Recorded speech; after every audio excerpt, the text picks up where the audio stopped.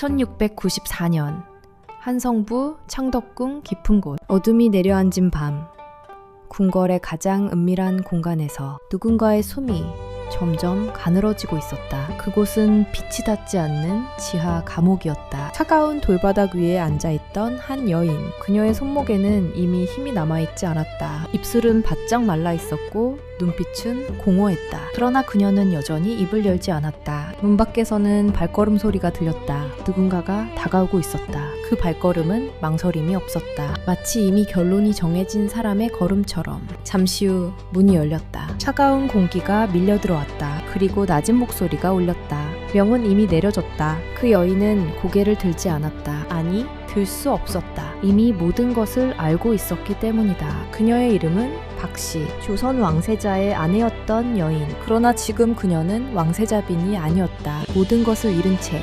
폐빈이라는 이름으로 불리고 있었다. 왕실의 며느리였던 여인, 한나라의 미래를 함께 짊어졌던 존재. 그녀는 왜 이곳에 있었을까?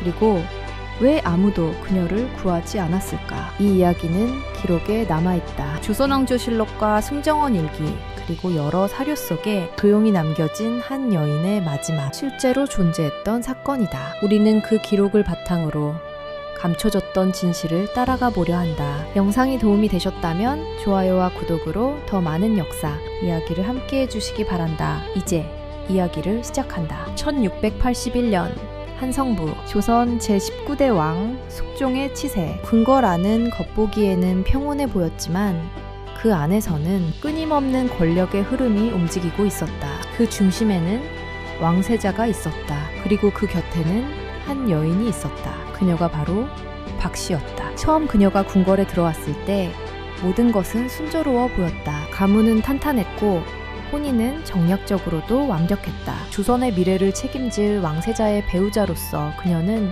부족함이 없는 선택이었다. 궁중의 예법을 철저히 따랐고 말과 행동 모두 조심스러웠다. 겉으로 드러나는 문제는 없었다. 그러나 궁궐은 그런 곳이 아니었다. 보이는 것이 전부가 아닌 곳, 말하지 않는 것이 더 많은 곳, 그리고 침묵 속에서 모든 것이 결정되는 곳. 그녀를 둘러싼 시선은 점점 달라지기 시작했다. 처음에는 작은 소문이었다. 사소한 이야기, 확인되지 않은 말들. 하지만 그 소문은 사라지지 않았다. 오히려 점점 구체적인 형태를 갖추기 시작했다. 누군가는 그녀를 경계하기 시작했다. 그리고 누군가는 그녀를 제거해야 한다고 생각하기 시작했다. 궁궐 안에는 항상 두 개의 세계가 존재한다. 겉으로 보이는 질서, 그리고 그 아래에서 움직이는 권력. 박씨는 그 두 번째 세계에 들어가 있었다. 아니, 이미 그 중심에 서 있었다. 그녀는 그것을 알고 있었을까? 아니면 이미 늦은 뒤에야 깨달았을까? 한 여인이 왕세자의 아내에서 폐빈으로 떨어지기까지, 그리고 결국 지하 감옥에서 생을 마감하게 되기까지, 그 사이에 무엇이 있었던 것일까? 이 사건은 단순한 개인의 비극이 아니었다. 조선 왕실 내부 권력의 충돌, 정치적 계산, 그리고 냉혹한 선택의 결과였다. 그 모든 것이 한 사람에게 집중되었을 때 그 끝은 이미 정해져 있었을지도 모른다. 하지만 정말로 그녀는 죄인이었을까? 아니면 누군가에 의해 만들어진 죄인이었을까? 이제 그 질문에 대한 답을 찾아야 한다. 그리고 그 시작은 한 여인의 이름에서부터 시작된다. 그녀의 이름은 박씨, 정확히는 반남 박씨 가문의 여인이었다. 조선에서 반남 박씨는 결코 가벼운 가문이 아니었다. 여러 대에 걸쳐 관직을 배출한 명문가였고 정치적으로도 일정한 영향력을 유지해온 집안이었다. 그녀의 아버지는 박태보, 숙종대에 활동했던 사대부로 강직한 성품과 학문으로 이름이 알려진 인물이었다. 특히 그는 권력에 아부하지 않는 인물로 평가되었고 그만큼 정치적 적도 많았다. 이 가문에서 태어난 박씨는 어려서부터 철저한 교육을 받았다. 여인으로서 지켜야 할 예법, 가문의 명예를 유지하는 태도, 그리고 왕실과 혼인할 가능성을 염두에 둔 엄격한 수양. 그녀는 단순한 교수로 자라지 않았다. 언젠가 왕실로 들어갈 수도 있는 존재로 길러졌다. 그 결과 그녀는 어린 나이부터 눈에 띄는 인물이었다. 말수가 적고 신중했으며 감정을 쉽게 드러내지 않았다. 겉으로는 온화했지만 내면은 쉽게 읽히지 않는 성격. 궁중에서 요구하는 이상적인 여성상과 가까운 모습이었다. 1681년 숙종 7년, 왕세자의 혼인이 결정되었다. 왕세자의 나이는 아직 어렸지만 조선 왕실에서는 일찍 혼인을 정하는 것이 일반적이었다. 그리고 그 혼인의 상대가 바로 박씨였다. 왕세자의 정식 배우자, 왕세자빈으로 간택된 것이다. 이 결정은 단순한 혼인이 아니었다. 정치적인 의미를 포함하고 있었다. 왕세자의 외척이 되는 가문, 즉 미래의 권력을 함께 나누게 될 가문이 선택된 것이었다. 박씨의 가문은 이로써 왕실과 직접 연결되었다. 혼례는 성대하게 치러졌다. 궁궐안은 축하 분위기로 가득 찼고 대신들도 혼인을 긍정적으로 평가했다. 박씨는 이제 단순한 양반가의 딸이 아니었다. 조선의 미래 왕비가 될 가능성을 가진 존재, 왕세자빈이라는 위치에 올라선 것이다. 그녀의 하루는 완전히 달라졌다. 궁궐의 규율은 엄격했다. 말 한마디, 행동 하나에도 의미가 부여되었다. 그녀는 항상 누군가의 시선 속에 있었다. 왕세자와의 관계 역시 중요한 요소였다. 두 사람은 어린 나이에 혼인했지만 단순한 부부 관계로만 볼 수 없었다. 그들은 조선의 미래를 함께 짊어질 존재였다. 박씨는 왕세자빈으로서 자신의 역할을 충실히 수행하려 했다. 궁중 예법을 지키고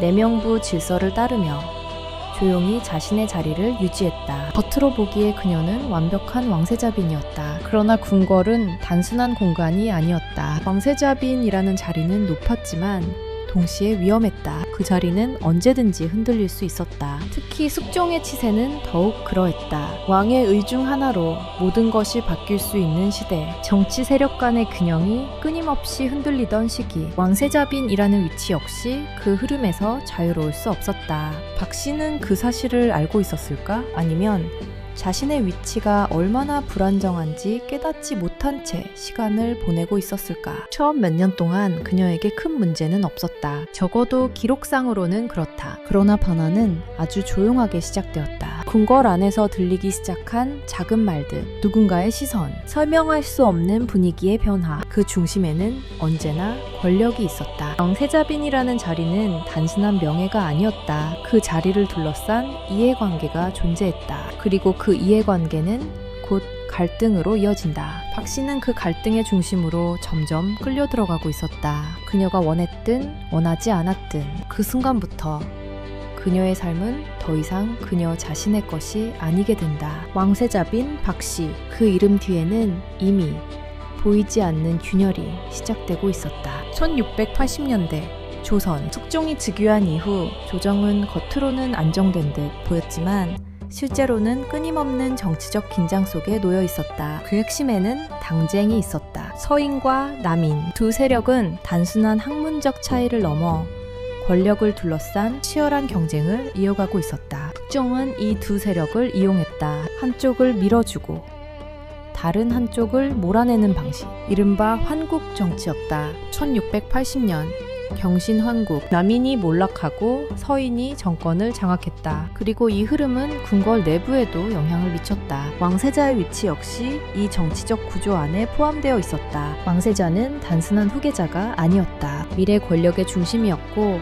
각 세력이 주목하는 대상이었다. 그렇기 때문에 왕세자의 혼인 역시 정치적 선택이었다. 박씨가 왕세자빈으로 간택된 것도 이와 무관하지 않았다. 그녀의 가문 반남 박씨는 서인 계열과 일정한 연관을 가지고 있었다. 즉, 왕세자빈의 선택 자체가 이미 정치적 균형 속에서 이루어진 것이었다. 하지만 문제는 이 균형이 결코 오래 유지되지 않는다는 점이었다. 1689년 기사환국, 숙종은 다시 결정을 내린다. 이번에는 서인을 몰아내고 남인을 등용한다. 정권이 완전히 뒤바뀌었다. 이 변화는 단순한 인사이동이 아니었다. 수많은 대신들이 유배되거나 처형되었고 정치적 기반이 하루아침에 무너졌다. 그리고 그 영향은 왕실 내부까지 깊숙이 파고들었다. 특히 왕비와 후궁의 문제는 정치와 직접적으로 연결되어 있었다. 인현왕후 민씨 그리고 장희빈 장씨, 두 여인을 둘러싼 갈등은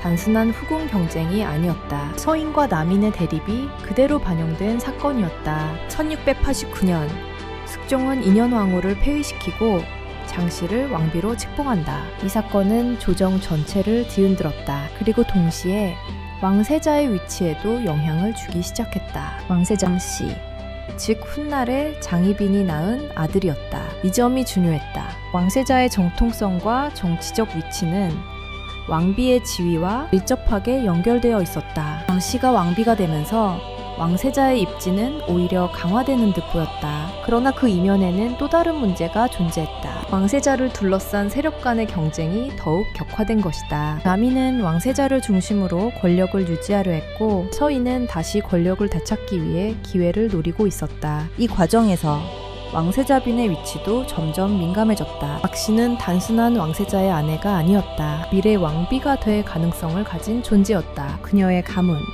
그녀의 행동, 그녀의 말 한마디까지도 정치적으로 해석되기 시작했다. 궁궐안의 분위기는 눈에 보이지 않게 변하고 있었다. 겉으로는 아무 일도 없는 듯 조용했지만 그 아래에서는 수많은 계산과 의심이 오가고 있었다. 누가 누구의 편인가? 누가 앞으로 권력을 잡을 것인가? 이 질문들이 끊임없이 반복되었다. 그리고 그 중심에는 왕세자가 있었다. 그리고 그 곁에 있는 왕세자빈 박씨도 포함되어 있었다. 그녀는 여전히 자신의 역할을 수행하고 있었다. 궁중의 규율을 따르고 조용히 자리를 지키고 있었다. 하지만 상황은 이미 변하고 있었다. 그녀의 의지와는 상관없이 그녀는 정치의 흐름 속으로 끌려 들어가고 있었다. 이 시기 조선의 권력 구조는 매우 불안정했다. 한 번의 결정으로 모든 것이 뒤바뀌는 시대. 한 사람의 몰락이 곧 다른 사람의 상승으로 이어지는 구조. 그 속에서 왕세자빈이라는 자리는 결코 안전하지 않았다. 오히려 가장 위험한 자리 중 하나였다.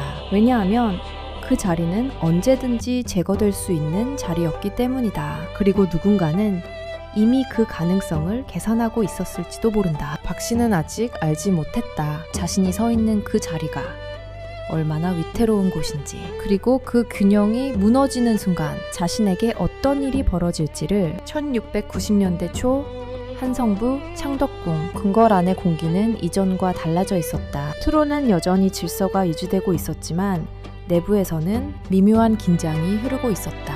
그 긴장의 중심에는 왕세자와 그 주변 인물들이 있었다. 그리고 그 안에 왕세자빈 박씨도 포함되어 있었다. 처음 변화는 아주 작았다. 동료들의 시선이 달라졌다. 말을 아끼는 분위기가 생겼다. 예전에는 자연스럽게 오가던 인사와 대화가 줄어들었다. 누군가는 일부러 그녀를 피했고 누군가는 필요 이상의 예의를 보였다. 이런 변화는 결코 우연이 아니었다. 궁궐에서 분위기는 곧 신호였다. 그리고 그 신호는 항상 위에서부터 내려왔다. 왕의 의중 혹은 권력을 쥔 누군가의 판단. 그 중심에는 장희빈 장씨가 있었다. 당시 그녀는 왕비의 자리에 올라 있었다. 그리고 왕세자의 생모였다. 즉 그녀는 단순한 왕비가 아니었다. 왕세자의 미래와 직접적으로 연결된 존재였다. 그러나 문제는 왕세자빈 박씨와의 관계였다. 표면적으로 두 사람은 갈등이 없었다. 기록상으로도 직접적인 충돌은 거의 남아있지 않다. 하지만 궁궐의 관계는 기록으로만 판단할 수 없다. 장씨는 자신의 아들이 왕위를 안정적으로 이어받기를 원했다. 그리고 그 과정에서 왕세자 주변 인물들은 모두 관리 대상이었다. 특히 왕세자빈은 중요한 존재였다. 왕세자가 즉위하게 되면 왕세자빈은 곧 왕비가 된다. 그녀의 가문 역시 권력의 핵심으로 올라선다. 이 구조는 장씨에게 반드시 유리한 것만은 아니었다. 왜냐하면 왕세자빈의 가문이 다른 정치 세력과 연결될 가능성이 있었기 때문이다. 그리고 실제로 그런 의심이 생기기 시작했다. 박씨의 친정 가문, 한남 박씨. 이 가문이 서인 계열과 연결되어 있다는 점이 문제로 떠올랐다. 기사황국 이후 남인이 권력을 장악한 상황. 이 시점에서 서인과 연결된 인물은 언제든지 의심의 대상이 될 수 있었다.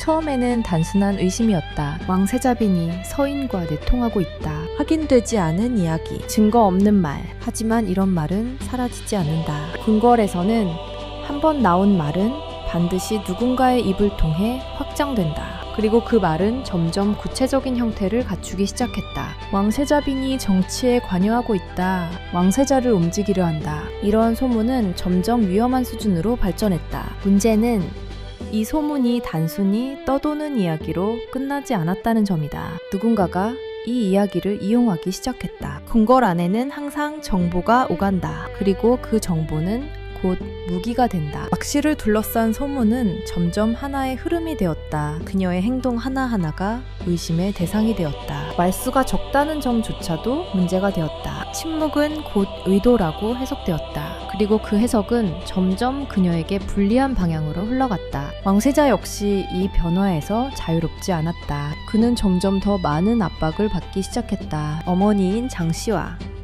궁궐의 정치 세력 사이에서, 그리고 그 중심에 있는 인물이 바로 박씨였다. 왕세자빈. 그녀는 이제 단순한 배우자가 아니었다. 정치적 변수였다. 그리고 변수는 언제든지 제거 대상이 될 수 있다. 이 시기부터 기록에는 점점 더 많은 보고가 등장하기 시작한다. 왕세자빈의 언행에 대한 보고, 궁녀들의 진술, 내명부 내부의 움직임 하나하나가 모이기 시작했다. 그리고 그 모든 것은 하나의 결론으로 향하고 있었다. 왕세자빈에게 문제가 있다. 이 판단이 내려지는 순간 그 다음 단계는 이미 정해져 있었다. 조사는 시작될 것이고, 그리고 그 결과는 쉽게 바뀌지 않는다. 박씨는 아직 아무 말도 하지 않았다. 아니, 할 수 없었을지도 모른다. 궁궐에서는 말보다 침묵이 더 위험할 때가 있다. 그리고 지금 그녀는 그 위험한 위치에 서 있었다. 누군가는 이미 결정을 내리고 있었다. 그녀를 지킬 것인가, 아니면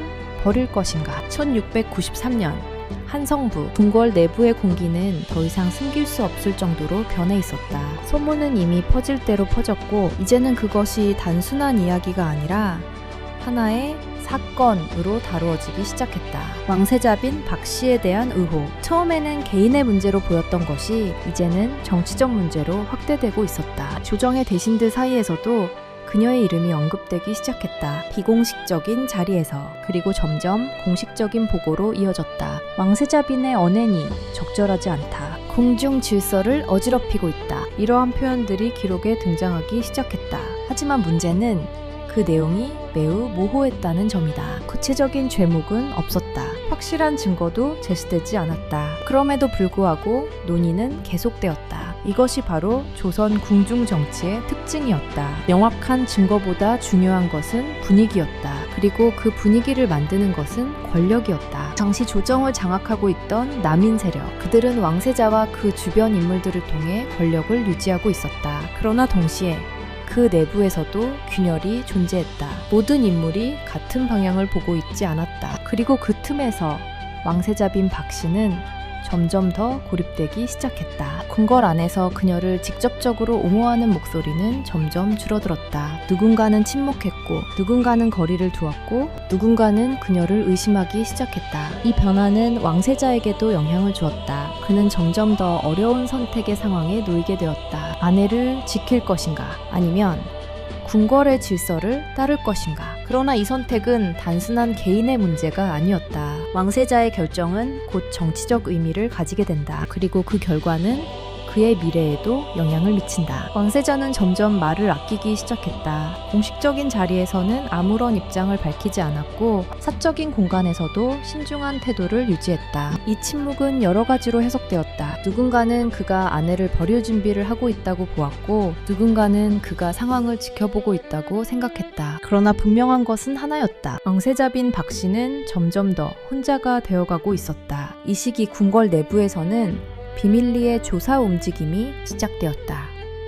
궁녀들의 진술이 수집되었다. 내명부의 보고가 정리되었다. 하나의 문서로 만들어지기 위한 과정이었다. 이 과정에서 중요한 역할을 한 것은 증언이었다. 궁녀들의 말, 시종들의 보고, 이들은 모두 공식 기록으로 남게 된다. 그리고 그 기록은 나중에 결정적인 근거로 사용된다. 문제는 이 증언들이 얼마나 객관적인가 였다. 궁궐 안에서 증언은 단순한 사실 전달이 아니다. 그것은 권력의 방향에 따라 움직일 수 있는 요소였다. 누군가는 자신의 생존을 위해 말했고, 누군가는 누군가의 의도를 대신 전달했다. 이렇게 모인 증언들은 점점 하나의 이야기로 정리되었다. 왕세자빈에게 문제가 있다. 이 결론은 점점 굳어지고 있었다. 그리고 이 시점에서 더 이상 물러설 수 없는 단계에 도달한다. 공식적인 조사가 시작될 준비가 된 것이다. 이제는 개인의 명예 문제가 아니었다. 왕실의 질서, 그리고 국가의 체면이 걸린 문제였다. 왕세자빈이라는 위치, 그 자리는 결코 개인의 것이 아니었다. 국가와 왕실의 상징이었다. 따라서 그 자리에 문제가 발생했다는 것은 곧 정치적 사건이었다. 이 사건은 이제 피할 수 없는 방향으로 나아가고 있었다. 그리고 그 중심에 있는 박 씨는 점점 더 좁아지는 공간 안으로 밀려 들어가고 있었다. 그녀는 여전히 침묵하고 있었다. 아니면 이미 말할 기회를 잃었을지도 모른다. 궁궐에서는 한번 시작된 흐름은 쉽게 멈추지 않는다. 그리고 지금 그 흐름은 한 사람을 향해 정확하게 움직이고 있었다. 이제 남은 것은 단 하나였다. 그녀의 운명이 어떤 방식으로 결정될 것인가. 1693년 말 창덕궁. 왕세자빈 박 씨를 둘러싼 의혹은 이제 더 이상 숨길 수 없는 단계에 이르렀다.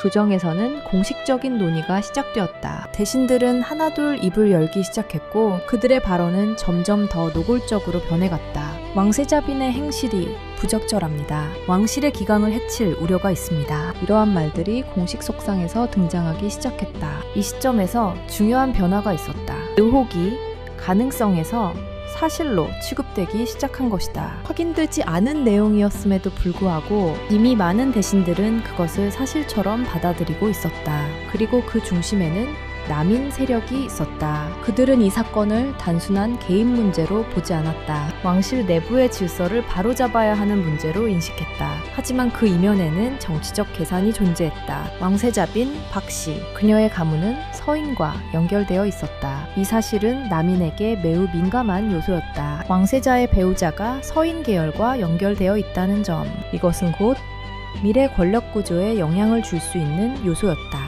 따라서 이 문제는 단순히 개인의 도덕성 문제가 아니었다. 정치적인 위험 요소였다. 이러한 판단 아래 조사는 더욱 강도 높게 진행되었다. 궁녀들이 다시 불려나왔다. 진술은 반복되었고 조금씩 내용이 추가되었다. 처음에는 모호했던 이야기들이 점점 구체화되었다. 왕세자빈이 특정 인물과 접촉했다. 궁중 규율을 어겼다. 이러한 진술들이 기록으로 남기 시작했다. 그러나 이 모든 과정에서 정작 박 씨 본인의 목소리는 거의 드러나지 않았다. 그녀는 불려나왔지만 길게 말하지 않았다. 아니, 말할 수 없었을 수도 있다. 궁궐에서의 조사는 단순한 질문과 답변이 아니다. 그것은 이미 방향이 정해진 과정일 때가 많다. 그리고 지금 그 방향은 분명했다. 왕세자빈을 향하고 있었다. 이 과정에서 또 하나의 중요한 변화가 발생했다. 왕세자의 태도였다. 그는 여전히 공개적으로 아무런 입장을 밝히지 않았다. 그러나 그의 행동은 점점 거리를 두는 방향으로 바뀌고 있었다. 박 씨와의 접촉이 줄어들었다. 공식적인 자리에서도 함께하는 모습이 드물어졌다. 이 변화는 궁궐 안에서 빠르게 퍼졌다. 왕세자도 그녀를 지키지 않는다. 이 인식은 결정적이었다. 궁궐에서 가장 중요한 것은 보호자였다. 누군가를 지켜줄 수 있는 권력. 그리고 지금 박 씨는 그 보호를 잃어가고 있었다. 이 시점에서 그녀는 사실상 고립 상태에 들어갔다. 궁녀들조차 조심스럽게 그녀를 대하기 시작했다. 누군가와 대화를 나누는 것조차 위험한 행동이 되었다. 그녀의 주변은 점점 비어갔다. 그리고 그 빈자리는 의심과 침묵으로 채워졌다. 조정에서는 점점 더 강한 조치가 논의되기 시작했다. 단순한 경고로 끝낼 것인가? 아니면 공식적인 처벌로 이어갈 것인가? 이 논의는 길지 않았다. 이미 분위기는 한쪽으로 기울어 있었기 때문이다. 왕실의 체면, 궁중 질서, 이 두 가지 명분이 앞세워졌다. 그리고 그 명분은 개인의 운명을 결정하기에 충분했다. 결국 결정은 내려지기 직전까지 와 있었다. 왕세자빈 박 씨, 그녀는 여전히 같은 자리에 있었다. 그러나 그 자리는 더 이상 안전하지 않았다. 이제 그녀에게 남은 시간은 많지 않았다. 궁궐의 문은 조용히 닫히고 있었다.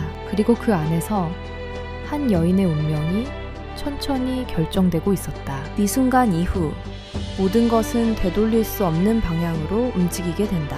1694년 초 한성부 창덕궁 결정은 내려졌다. 왕세자빈 박 씨에 대한 처분, 그것은 더 이상 논의의 대상이 아니었다. 이미 결론이 정해진 상태였다. 조정 대신들은 왕에게 보고를 올렸다. 그리고 숙종은 그 보고를 받아들였다. 결과는 단순했다. 왕세자빈 박 씨를 패한다. 이 한 문장은 한 여인의 모든 것을 무너뜨리기에 충분했다. 왕세자빈이라는 지위, 궁궐에서의 자리, 그리고 그녀가 지니고 있던 미래, 그 모든 것이 한순간에 사라졌다. 이 결정은 곧바로 실행되었다. 박 씨는 더 이상 왕세자빈이 아니었다.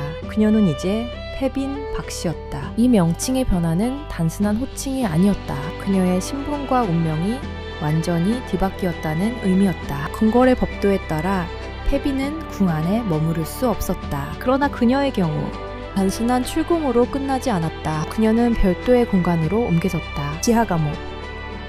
빛이 거의 들지 않는 곳, 외부와 완전히 차단된 공간. 이곳은 일반적인 유배와는 달랐다. 사실상 존재를 지우기 위한 장소였다. 그녀는 그곳으로 옮겨졌다. 이동 과정은 조용하게 이루어졌다. 궁궐 안에서 큰 소란은 없었다. 하지만 그 침묵은 오히려 더 무거웠다. 누구도 그녀를 배웅하지 않았다. 누구도 그녀에게 말을 걸지 않았다. 그녀는 혼자였다. 이 순간 그녀는 완전히 고립되었다. 지하 공간은 차가웠다. 돌벽은 습기로 가득했고 공기는 무거웠다. 그곳에는 시간의 흐름조차 느껴지지 않았다. 그녀는 그 안에 앉아 있었다. 아무 말도 하지 않은 채. 기록에 따르면 그녀는 끝까지 큰 저항을 보이지 않았다. 자신의 처지를 받아들인 듯한 모습. 그러나 그 침묵 속에 무엇이 있었는지는 알 수 없다. 분노였을까?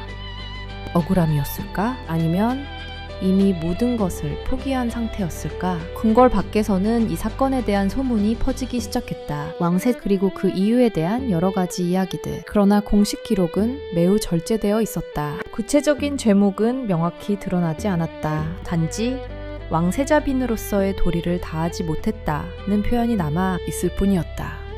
이것은 조선 왕실의 방식이었다. 체면을 유지하면서 그러나 확실하게 제거하는 방식. 그리고 그 방식 속에서 한 사람의 삶은 조용히 사라져갔다. 지하 감옥. 그곳에서 그녀의 시간은 천천히 흘러갔다. 음식은 최소한으로 제공되었다. 외부와의 접촉은 거의 없었다. 그녀는 점점 쇠약해졌다. 몸이 먼저 무너졌다. 그리고 그 뒤를 따라 정신도 서서히 무너져갔다. 그러나 끝까지 그녀는 큰 소리를 내지 않았다. 기록은 말한다. 그녀는 조용히 아무 말 없이 시간을 보냈다고. 그리고 어느 날 그녀의 숨이 멈췄다. 누군가의 외침도 없었다. 큰 소동도 없었다. 단지 하나의 보고가 올라갔다. 패빈 박씨가 사망하였다. 그것이 전부였다. 한때 왕세자빈이었던 여인, 조선의 미래 왕비가 될 수도 있었던 존재. 그녀의 마지막은 이렇게 기록 속의 한 줄로 남았다. 그러나 질문은 여전히 남는다. 이 모든 과정은 과연 정당했을까? 그녀는 정말로 죄인이었을까? 아니면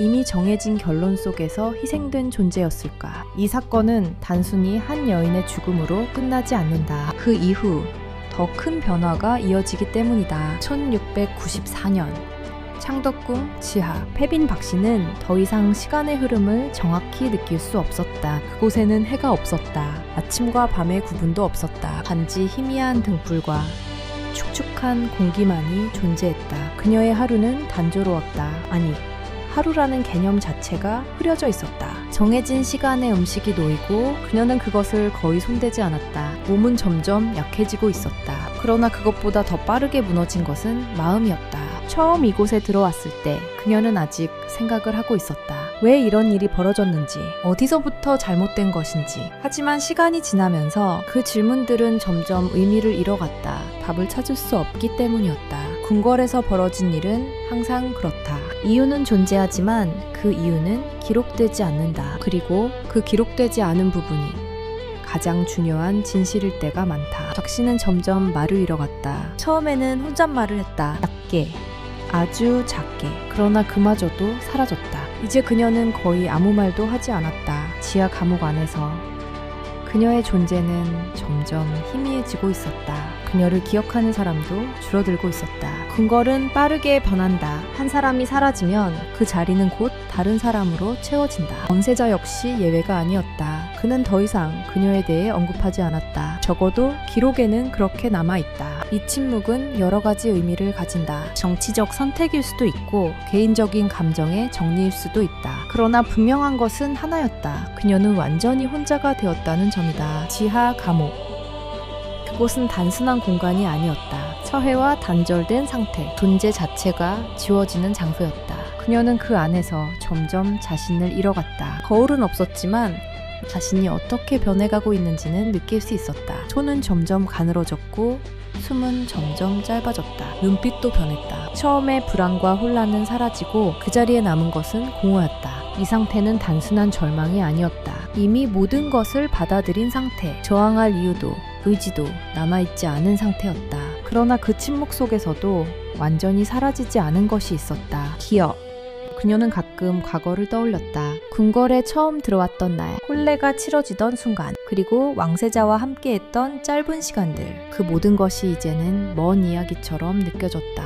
현실과는 전혀 다른 세계의 일처럼 그녀는 그것을 붙잡으려 하지 않았다. 이미 그것이 돌아오지 않는다는 것을 알고 있었기 때문이다. 지하 감옥의 공기는 여전히 차가웠다. 시간이 흘러도 변하는 것은 없었다. 왠지 그녀만 변해갔다. 점점 더 조용해지고 점점 더 약해지고 그리고 점점 더 존재가 희미해졌다. 이 시기 그녀에 대한 기록은 거의 남아있지 않다. 그것이 이 사건의 또 다른 특징이다. 가장 중요한 순간에 기록은 침묵한다. 무엇이 있었는지, 어떤 생각을 했는지 그것은 남아있지 않다. 오직 결과만이 기록된다. 이 침묵은 단순한 공백이 아니다. 의도된 공백일 수도 있다. 그리고 그 공백 속에서 한 여인의 마지막 시간은 조용히 흘러가고 있었다. 이제 그녀에게 남은 것은 많지 않았다. 몸은 이미 한계에 가까워지고 있었다. 그리고 그 끝은 생각보다 가까운 곳에 있었다. 그러나 그 순간까지 아무도 그녀를 찾지 않았다. 아무도 그녀의 이야기를 들으려 하지 않았다. 그녀는 마지막까지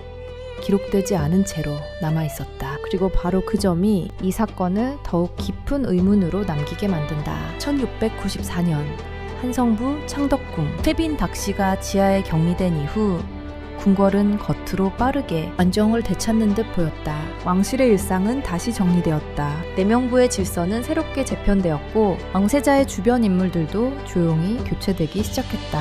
그러나 모든 것이 완전히 정리된 것은 아니었다. 궁궐에는 항상 보이지 않는 균열이 남는다. 그리고 그 균열 속에는 여전히 사라지지 않은 인간적인 선택들이 존재했다. 이 시기 기록 속에 자주 등장하지 않지만 중요한 역할을 한 인물이 있다. 내시 한 명, 이름은 명확히 남아있지 않다. 그러나 여러 사료에서 공통적으로 언급되는 존재가 있다. 왕세자 주변을 오래 지켜온 인물, 궁궐 내부 사정을 누구보다 잘 알고 있었던 사람. 그는 왕세자가 어린 시절부터 가까이 두었던 내시였다. 이 인물은 권력을 가진 존재가 아니었다. 정치적 발언권도 없었고 조정의 영향력을 행사할 수 있는 위치도 아니었다. 그러나 그는 알고 있었다. 궁궐 안에서 무엇이 어떻게 움직이고 있는지, 그리고 패빈 박씨에게 벌어진 일이 어떤 흐름 속에서 만들어졌는지.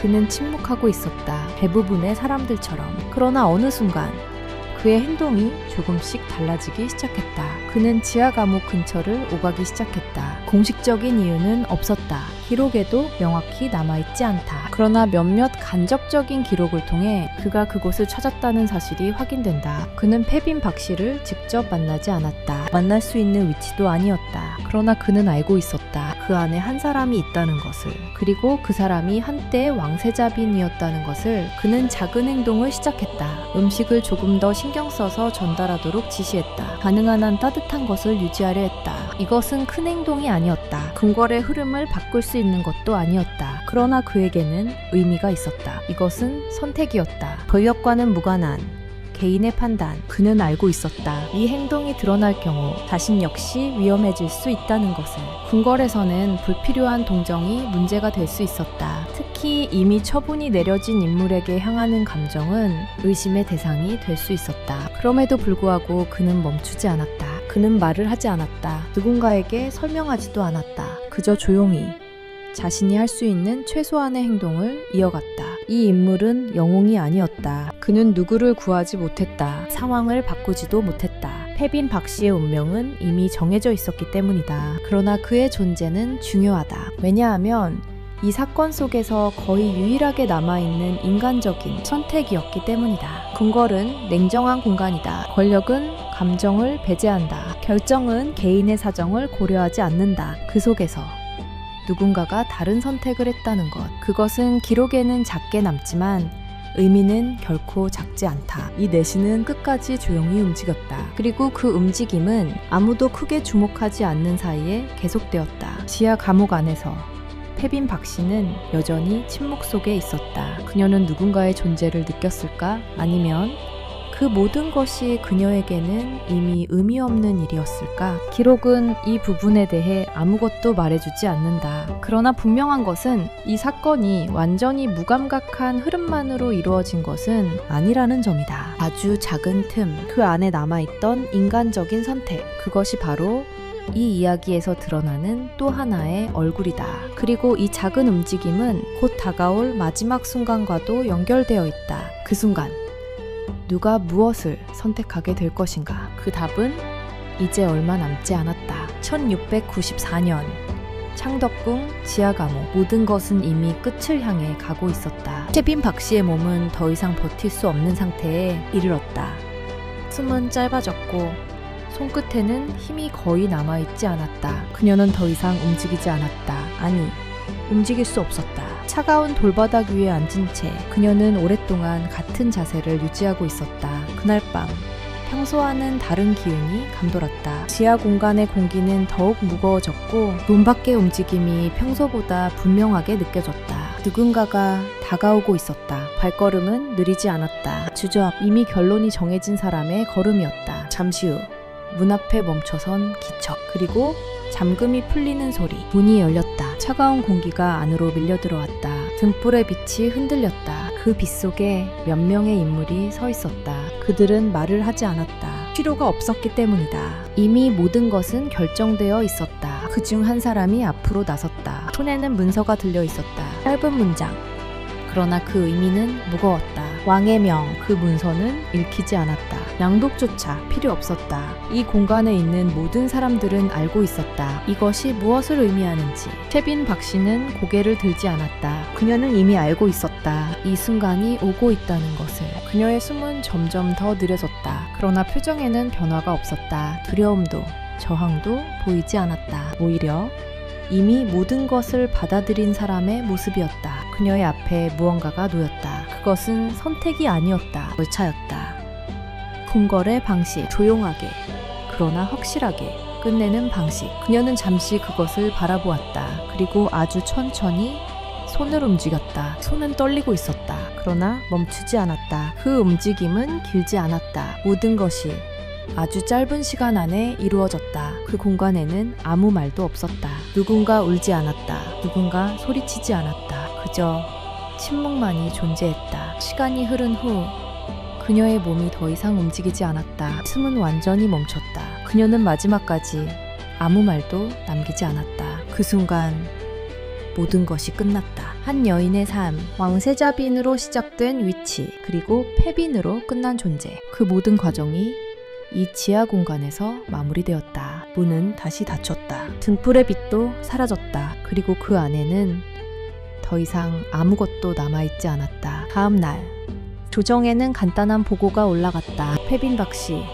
사망. 이것이 전부였다. 길었던 이야기, 복잡했던 과정, 그 모든 것이 단 한 줄로 정리되었다. 그러나 이 순간은 단순한 끝이 아니었다. 이 사건은 궁궐 내부에 또 다른 파장을 남기게 된다. 그리고 그 파장은 곧 예상하지 못한 방향으로 이어지게 된다. 1694년 한성부 케빈 박씨의 사망 보고가 올라간 직후 궁궐은 다시 움직이기 시작했다. 겉으로 보기에 이 사건은 이미 끝난 것처럼 보였다. 처분은 완료되었고 당사자는 사라졌다. 그러나 조선의 궁궐에서 하나의 사건은 결코 그렇게 단순하게 끝나지 않는다. 그 이후가 더 중요하다. 숙종은 보고를 받았다. 그리고 특별한 감정 표현 없이 이를 받아들였다. 기록 역시 매우 절제되어 있다. 길지 않은 문장, 감정이 배제된 표현, 이것이 왕실 기록의 특징이었다. 그러나 바로 그 시점에서 조정 내부에서는 새로운 움직임이 시작되고 있었다. 같은 해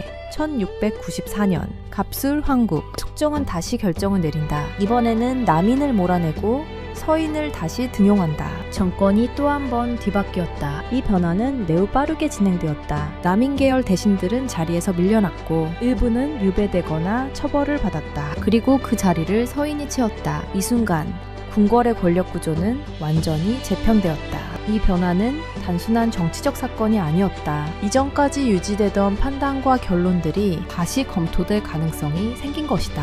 그리고 그 중심에는 이미 사망한 패빈 박씨의 사건이 있었다. 프로인 세력은 이 사건을 다시 바라보기 시작했다. 과연 이 처분이 정당했는가? 이 질문이 제기되었다. 그녀의 가문과 연결된 인물들 역시 조심스럽게 목소리를 내기 시작했다. 직접적인 반발은 아니었다. 그러나 기록 속에는 이 사건에 대한 재검토의 움직임이 나타난다. 특히 중요한 점은 당시 그녀에게 적용된 죄목이 명확하지 않았다는 것이다. 구체적인 증거 없이 진행된 조사, 모호한 표현으로 정리된 결론. 이러한 요소들은 새로운 권력 구조 아래에서 문제로 제기될 수 있었다. 궁궐 내부에서도 이 사건에 대한 시선이 조금씩 달라지기 시작했다. 이전에는 말하지 않았던 인물들이 조용히 의견을 내기 시작했다. 그러나 모든 것이 바뀌지는 않았다.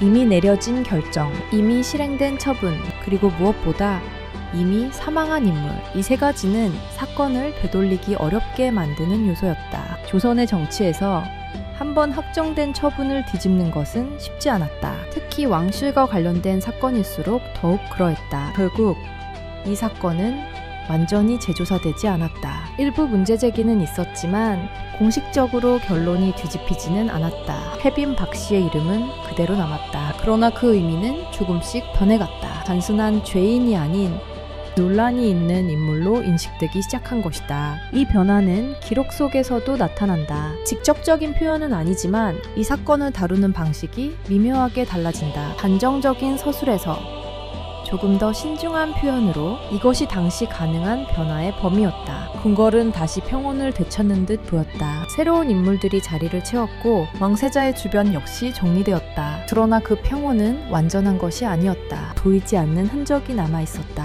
한 여인의 죽음, 그리고 그 죽음을 둘러싼 의문. 그것은 완전히 사라지지 않았다. 시간이 지나도 이 사건은 조용히 기억되었다. 공식적으로 드러나지 않았을 뿐 궁궐 안에서는 잊히지 않은 이야기였다. 그리고 그 기억은 결국 후대에까지 이어지게 된다. 이제 남은 것은 이 사건이 역사 속에서 어떻게 기록되고 어떤 의미로 남게 되는가이다. 패빈 박씨의 이름은 조선 왕조의 공식 기록 속에 남아있다. 그러나 그 기록은 길지 않다. 조선왕조실록과 승정원 일기, 이 두 사료는 그녀의 존재를 분명히 언급하고 있다. 하지만 그 서술은 매우 절제되어 있다. 구체적인 감정은 없다. 상세한 설명도 없다. 단지 사건의 흐름과 결과만이 기록되어 있다. 왕세자빈 박씨를 폐하였다. 패빈 박씨가 사망하였다.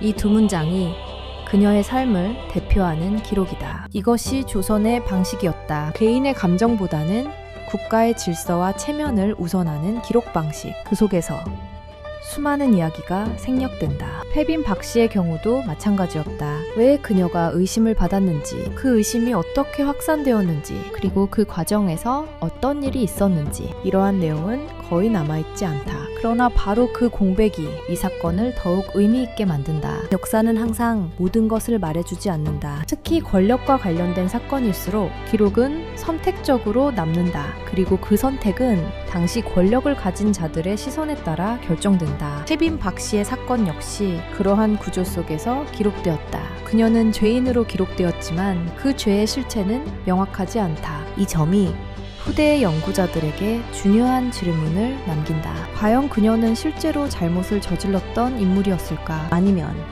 정치적 상황 속에서 만들어진 희생자였을까? 이 질문은 지금까지도 명확한 답을 갖고 있지 않다. 그러나 분명한 사실이 하나 있다. 그녀의 삶은 개인의 선택만으로 설명되지 않는다는 점이다. 그녀는 조선 왕실이라는 구조 속에 있었다. 그 구조는 개인보다 크고 개인의 의지보다 강했다. 왕세자빈이라는 자리, 그것은 단순한 명예가 아니었다. 권력과 책임, 그리고 위험이 함께하는 위치였다. 그 자리에 있는 순간 개인은 더 이상 개인으로 존재하기 어렵다. 패빈 박씨는 그 구조 속에서 움직였다. 그리고 그 구조가 흔들리는 순간 그녀의 위치도 함께 무너졌다. 이 사건은 단순한 과거의 이야기가 아니다.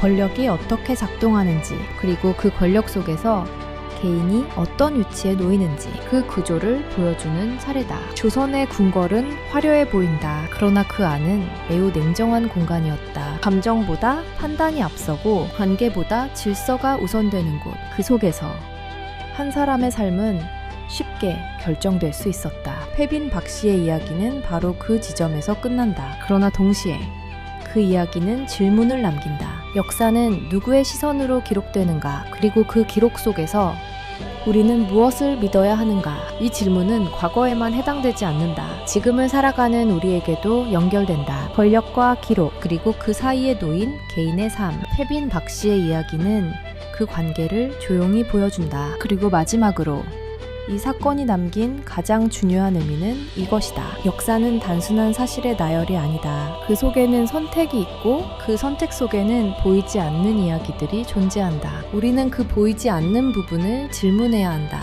그것이 역사를 바라보는 또 하나의 방식이기 때문이다.